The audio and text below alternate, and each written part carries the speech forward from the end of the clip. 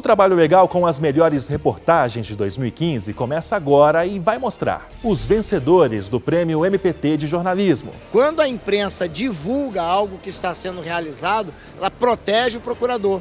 Tudo sobre a Fórmula 8595 para a concessão de aposentadoria. Traz uma vantagem aí para o trabalhador.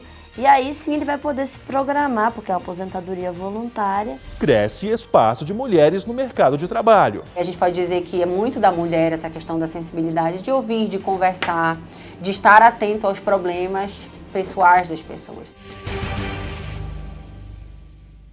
O Trabalho Legal é o programa do Ministério Público do Trabalho em parceria com a Associação Nacional dos Procuradores do Trabalho. Valorizar matérias jornalísticas dedicadas à investigação e à denúncia de irregularidades trabalhistas. Esse é o objetivo do Prêmio MPT de Jornalismo. A segunda edição do evento, que ocorreu em Brasília, recebeu cerca de 250 inscrições de todo o país. Os 34 finalistas aguardavam ansiosamente pelo resultado da segunda edição do evento. Ansiedade que rapidamente se transformou em alegria. Para receber o prêmio, Ismaela Iracema da Silva. Para o Procurador-Geral do Trabalho, a iniciativa do MPT reforça a consolidação da parceria do órgão com a imprensa. O Ministério Público do Trabalho quer contribuir para que a imprensa seja valorizada, para que a imprensa seja reconhecida, para que nós tenhamos cada vez mais e melhores trabalhos da mídia e, claro, nós queremos também uma aproximação. Para nós é muito importante que a imprensa divulgue as atividades do Ministério Público do Trabalho, não só pelo que está sendo desenvolvido, mas também porque muitas vezes, quando a imprensa divulga algo que está sendo realizado, ela protege o procurador. Há situações de perigo, de ameaças, em que a simples divulgação daquelas situações pela imprensa, às vezes já é o suficiente para proteger o procurador ou a procuradora de uma ameaça que está sendo tramada, velada e às vezes até mesmo divulgada. A parceria também é comemorada por um dos idealizadores da premiação, o Procurador Regional do Trabalho, José de Lima Ramos. Ele acredita que o papel dos meios de comunicação é fundamental, pois mantém a sociedade informada das ações do MPT. Tenho certeza que é um prêmio que veio para ficar. A segunda edição ela se torna mais madura que a primeira, como as próximas se tornarão ainda melhores que esta, porque é a tendência natural das coisas, evoluir. Então esperamos que se fosse um prêmio que não tivesse nenhum valor, não só o financeiro, mas um valor social, ele não teria tido uma segunda oportunidade. O Prêmio MPT de Jornalismo distribuiu R$400 mil em 10 categorias, sendo 2 especiais. Os vencedores foram premiados nas categorias regional e nacional. Mais de 500 jornalistas participaram de diversas matérias. Lucas Scherer abordou o trabalho escravo contemporâneo em uma reportagem especial com o título Brasil, do Paraíso à Escravidão, vencedora regional na categoria rádio. É um tema muito importante, né? Você pensar que tem pessoas que vivem hoje como os escravos na época do Brasil colônia, né? É um negócio inimaginável, é um absurdo você pensar que essa situação se perpetua no país até hoje. Né? Então acho que é necessário abordar cada vez mais esse tema para a gente chegar ao ideal da erradicação do trabalho escravo, não só no Brasil, como no mundo inteiro. O mesmo assunto foi abordado na matéria Escravos da Bola, da revista Placar, que levou o prêmio na categoria Revista Impressa na etapa nacional.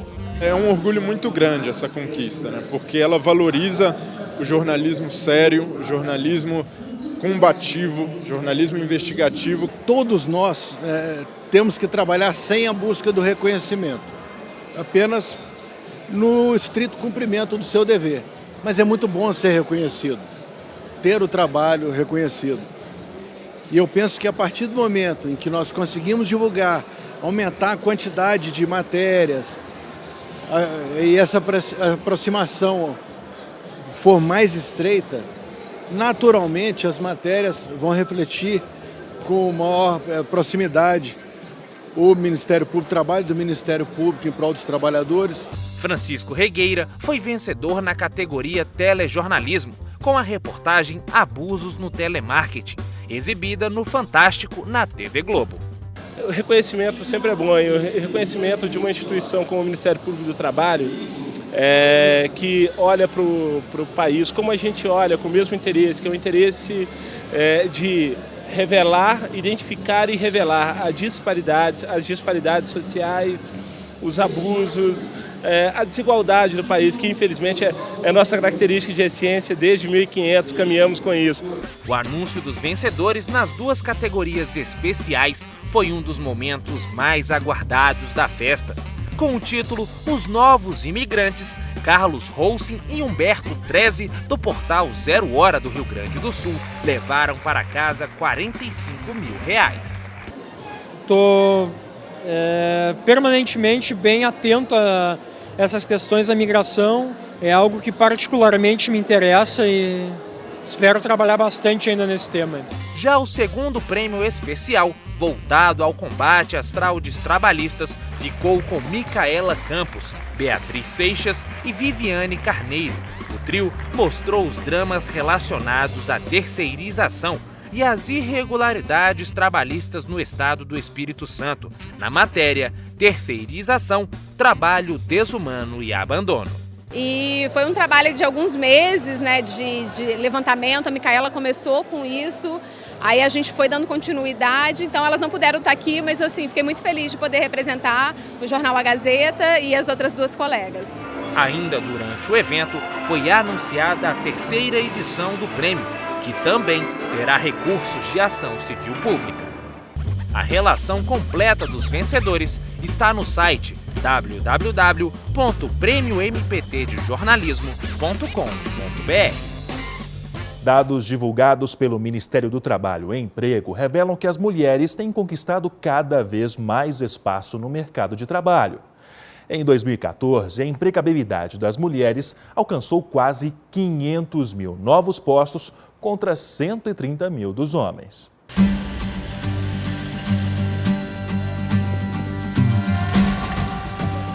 Um local conhecido por ter apenas homens trabalhando. É assim um canteiro de obras. Mas dizem que para toda regra há uma exceção. E aqui ela se chama Amanda. Trabalha como arquiteta e é uma das responsáveis pelo projeto. A profissional explica que ser mulher no mercado de trabalho não é uma tarefa fácil. A mulher tem que se impor um pouco mais para ter o seu respeito e o seu local, né? Garantir o seu lugar aqui na obra. Pelo fato de eles, talvez, por ser mulher, não respeitarem o nosso trabalho e achar que nós não temos essa capacidade. Mesmo a taxa de ocupação masculina sendo maior, os cargos ocupados pelo sexo feminino têm crescido no mercado de trabalho. Dados da Relação Anual de Informações Sociais do Ministério do Trabalho e Emprego apontam que em 2014 a empregabilidade das mulheres cresceu 2,35% em relação a 2013. No mesmo período, a empregabilidade masculina cresceu 0,45%. Esta especialista em recursos humanos conta por que elas foram mais escolhidas que eles pelas empresas nos últimos tempos. Essas mulheres são contratadas porque elas também têm um perfil diferenciado. O que é isso? As mulheres têm uma sensibilidade maior, então isso está sendo levado em consideração nos dias de hoje. A mulher tem capacidade de ouvir melhor, ela tem capacidade de conversar bem. Não estou falando que os homens não têm essa competência, essa capacidade, mas a mulher... a gente pode dizer que é muito da mulher essa questão da sensibilidade de ouvir, de conversar, de estar atento aos problemas pessoais das pessoas. Os dados mostram ainda que o desempenho favorável da mão de obra feminina em relação aos homens ocorreu em todos os setores da economia. O setor que registrou maior crescimento foi o de serviços, seguido da construção civil e do comércio. O número de cargos ocupados pelas mulheres foi o maior da história, alcançando quase 500 mil novos postos contra 130 mil dos homens. Mas, independentemente do sexo, o mercado de trabalho não está fácil, segundo Paula. Antes de qualquer coisa, toda e qualquer pessoa, seja homem ou mulher, ela tem que ter formação acadêmica, formação profissional, experiência profissional. E a gente falando de mulher, falando de homem, a gente tem que estudar, tem que buscar novos cursos, pós-graduação, experiência profissional, estágio, emprego, meu primeiro emprego, enfim.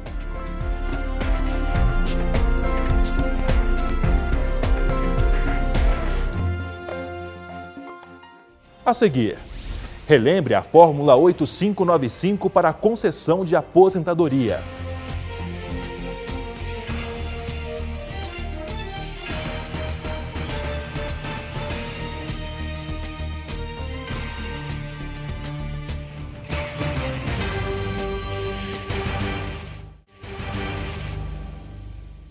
Em 2015 também foi o ano de mudanças na aposentadoria. A Fórmula 8595 deu o que falar. Desde o dia 17 de junho de 2015, a Fórmula 8595, uma nova regra para a concessão de aposentadorias, está valendo. Mas você sabe como funciona? Eu não sei nem explicar, sabe? Porque agora nós temos que ter a somatória 95, que seria 60 anos de idade mais 35 de contribuição. E eu já passei os 35 anos de contribuição, estou aguardando. Para a mudança de demorar o tempo, não sei exatamente como ficou. Funciona assim. Agora, quem se aposentar até dezembro de 2016 recebe o benefício integral se a soma da idade mais o tempo de contribuição chegar a 85 para mulheres e 95 para os homens. Veja este exemplo. Se um homem contribuir com a Previdência Social por 35 anos e tiver 60 anos de idade, ou seja, 95 pontos, ele pode se aposentar. Já a mulher que trabalhar com carteira assinada durante 30 anos e tiver 55 anos de idade e somar 85 pontos, também pode entrar com o pedido de aposentadoria. A nova fórmula é uma alternativa ao fator previdenciário, que continua valendo. Esse cálculo leva em consideração o tempo de contribuição à Previdência Social, a expectativa de vida e a idade do trabalhador. O problema do fator previdenciário é que ele dificulta um planejamento do trabalhador, porque como ele leva em consideração a expectativa de sobrevida, isso tem sofrido alterações ao longo dos anos. Então, às vezes você se programa, vou trabalhar mais 4 anos para ter um fator previdenciário bom, e aí daqui a 4 anos altera-se novamente o cálculo do fator previdenciário e isso gera uma insegurança jurídica. Então, traz uma vantagem aí para o trabalhador e aí sim ele vai poder se programar, porque é uma aposentadoria voluntária. A Fórmula 8595 é progressiva, ou seja, terá um ponto acrescentado ao resultado a partir de 2017. Esse acréscimo será feito até 2022, quando a soma precisa dar 90 para as mulheres e 100 para os homens. Eu acho que a curto prazo existe um benefício importante, que é a possibilidade de que as aposentadorias não sejam tão precoces, possam ser retardadas e que, portanto, o efeito dessas mudanças pressione menos as contas da Previdência. Segundo o IBGE, nós brasileiros estamos vivendo mais. Entre 1980 e 2013, por exemplo, a expectativa de vida aumentou 12 anos. Levando em consideração que esses números vão continuar subindo, os gastos da Previdência Social também vão crescer e a arrecadação diminuir. Isso, segundo o governo, poderia causar problemas financeiros ao sistema, caso as regras de concessão de benefícios não fossem alteradas. Roberto Piscitelli avalia que a Previdência Social precisa de mudanças, principalmente no fator previdenciário. Então ela precisa, de alguma forma, rever, aperfeiçoar o mecanismo, mas, sobretudo, se adequar às condições atuais de vida, à expectativa de vida dos brasileiros. A presidente da Comissão de Seguridade Social da OAB-DF explica que algumas entidades consideram que a medida provisória fere a Constituição Federal. Houve uma manifestação de várias entidades, inclusive existem várias ações no Supremo Tribunal Federal, questionando a constitucionalidade dessas medidas provisórias. Sobre 2 aspectos. Sobre o aspecto formal, porque não se poderia alterar esses direitos, ou vários desses direitos, por medida provisória. Não há a característica de urgência que ela exige, porque são leis que já existem há muitos anos e deveria haver um debate no Congresso e vir através de lei, e não por medida provisória. Agora, a MP precisa ser aprovada pelo Congresso até o dia 17 de agosto. O prazo pode ser prorrogado por mais 2 meses.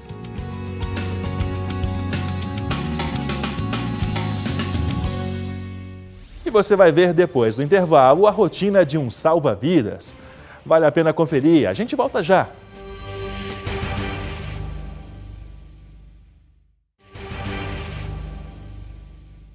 O que o profissional que você vai conhecer hoje no quadro Meu Trabalho faz?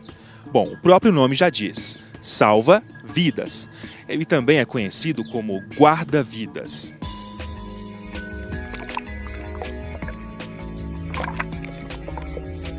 E quem vai mergulhar nesse universo com a gente é o Marcelo, que está aqui do meu lado. Tudo bem, Marcelo? Tudo ótimo. Onde atua um salva-vidas? Olha, aqui no caso do Distrito Federal, nós vamos encontrar os nossos guarda-vidas, nossos salva-vidas em piscinas, principalmente em clubes, condomínios, escolas e passeios escolares, principalmente em áreas particulares, a gente vai ter sempre a presença do salva-vidas. Falando em área particular, aqui onde estamos é um clube e geralmente antes de iniciar o expediente, quais são os procedimentos? Exato. O guarda-vida, ao chegar no local de trabalho, uma das primeiras coisas que ele faz é um reconhecimento do local. Então ele precisa observar se todos os equipamentos que ele vai utilizar durante o serviço, se eles estão em condições, se eles estão prontos para uso. Uma rápida observação da piscina, para ver se a piscina também está em condições de uso.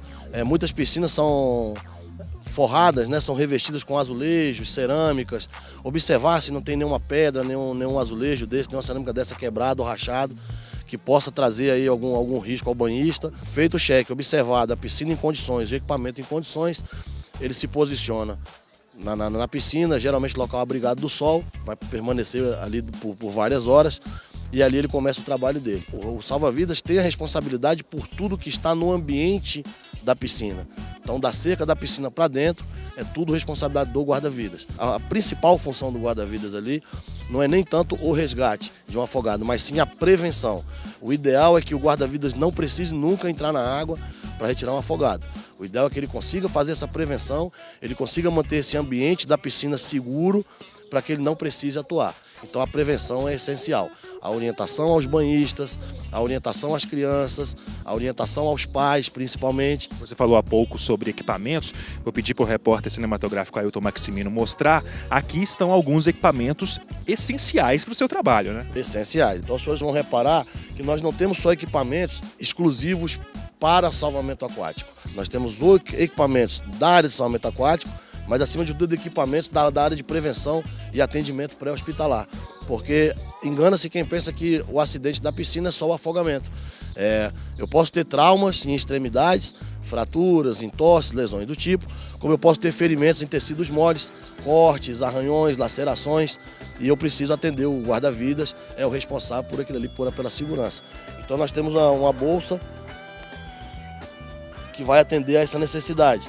Equipamentos para atendimento de traumas, como colares cervicais, ataduras para imobilização, material para que eu possa atender ferimentos em tecidos moles, tá? Como gaze, bandagens, esparadrapo, soro fisiológico, tá ok?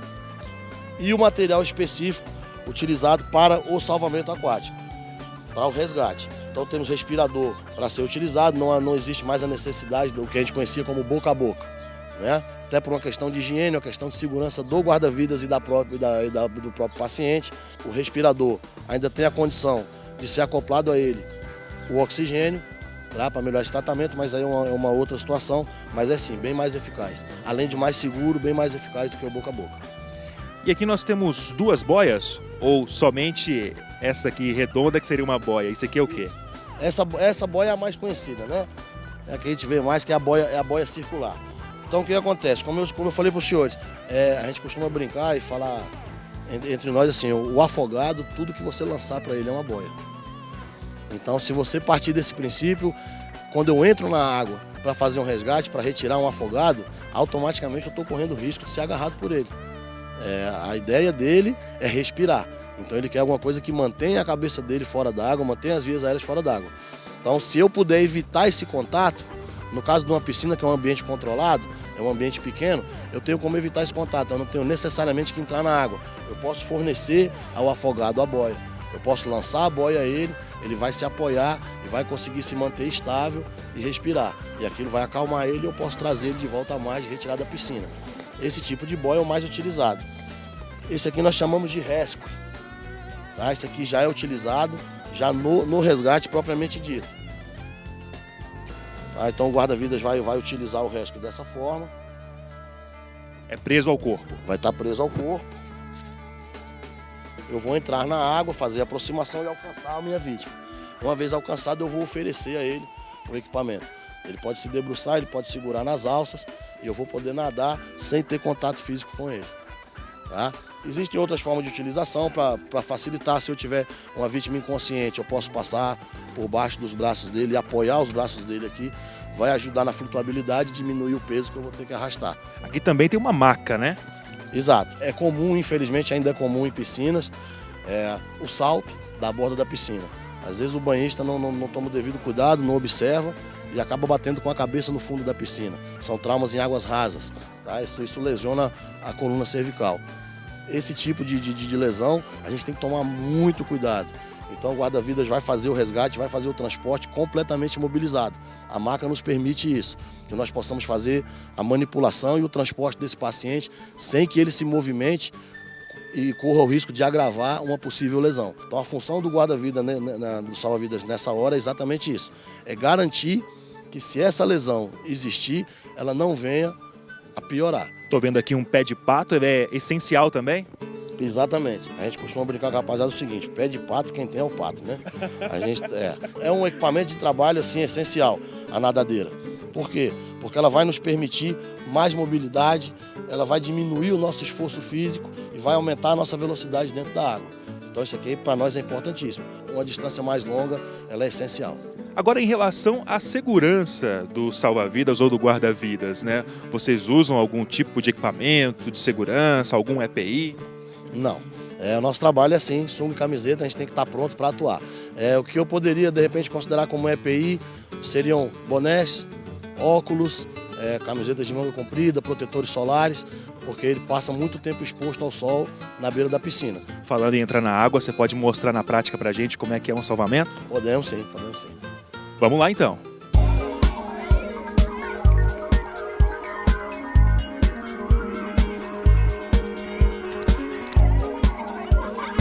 Agora já estamos no ambiente de trabalho do salva-vidas, né, Marcelo? Exatamente.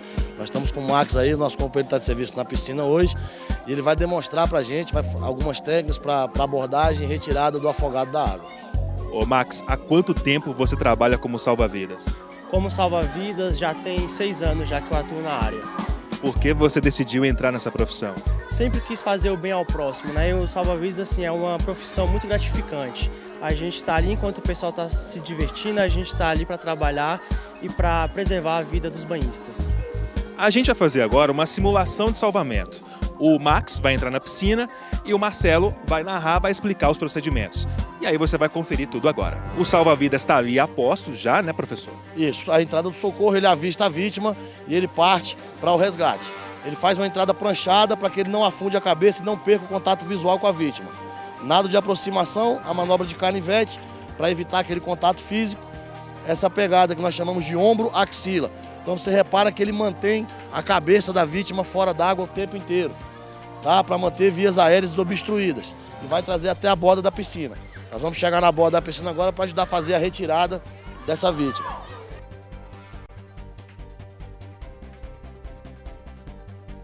Uma vez que é identificado que não existe o trauma, eu posso utilizar essa manobra. Vou pegar pelos braços cruzados, ele vai estar de frente para a borda da piscina e no ato de puxar, eu descruzo os braços para que ele possa girar o dorso e sair na posição de decúbito dorsal, ou seja, o ventre para cima. No caso de uma suspeita de trauma, de TRM, nós vamos ter que utilizar a prancha. Então isso teria que ser feito, eu não posso retirar ele d'água dessa forma. Nós vamos entrar, fazer a abordagem, levar a prancha, colocá-lo sobre a prancha, imobilizar, coxinha de cabeça, prender o pescoço e aí sim fazer a retirada da piscina. Geralmente também nessa hora ocorrem também os primeiros socorros, né? Como verificar sinais vitais. Exatamente. A partir de agora o que o Max vai fazer? O Max observa, ele vai classificar esse afogado, tá? Então o Max vai observar sinais vitais, se ele respira e se ele tem pulsação. Essa manobra é chamada de voz, ver, ouvir e sentir. Então ele vai ver se existe a elevação do tórax, do tronco. Ele vai ouvir a respiração e vai sentir o ar que sai das vias aéreas no rosto. Então não tem pulso e não respira, aí sim agora começa aquela manobra de reanimação. A compressão cardíaca nada mais é do que a gente tentar fazer mecanicamente esse movimento. E a insuflação, que mais uma vez mecanicamente nós tentamos fazer às vezes da respiração. Tentar fazer com que esse coração comprima e dilata para que possa haver circulação e esse oxigênio possa percorrer o corpo. Basicamente é isso que vai acontecer. Esses procedimentos são feitos até a chegada do resgate. Esse procedimento, uma vez iniciado, ele deve ser mantido até a chegada do socorro especializado.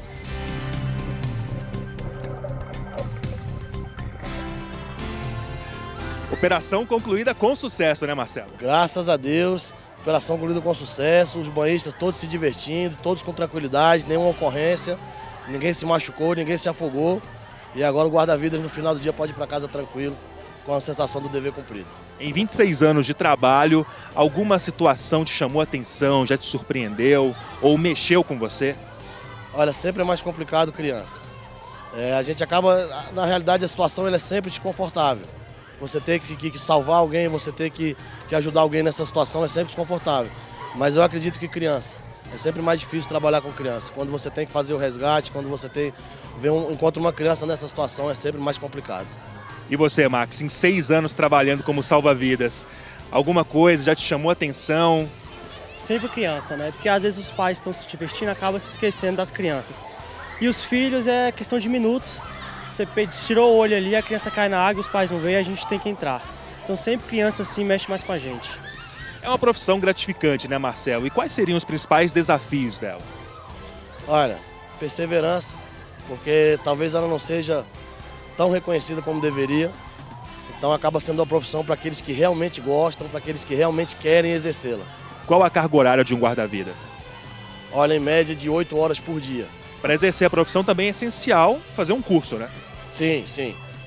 É feito um curso para que ele possa adquirir, para aprender todas as técnicas, para que ele possa aprender a trabalhar com todos os equipamentos, para que ele possa ter um condicionamento físico. Marcelo, obrigado por receber a equipe do Trabalho Legal aqui. Viu? Nós é que agradecemos a presença dos senhores e estarem registrando nosso dia de trabalho. Max, obrigado também, sucesso, viu? Obrigado. Bom, espero que você aí de casa tenha gostado. Se tem alguma sugestão de reportagem aí, é só enviar pra gente. trabalholegal.pautas@gmail.com. Mais informações sobre o Ministério Público do Trabalho estão disponíveis em www.mpt.mp.br e também no Facebook ou canal no YouTube. Esta edição do Trabalho Legal fica por aqui. Até a próxima!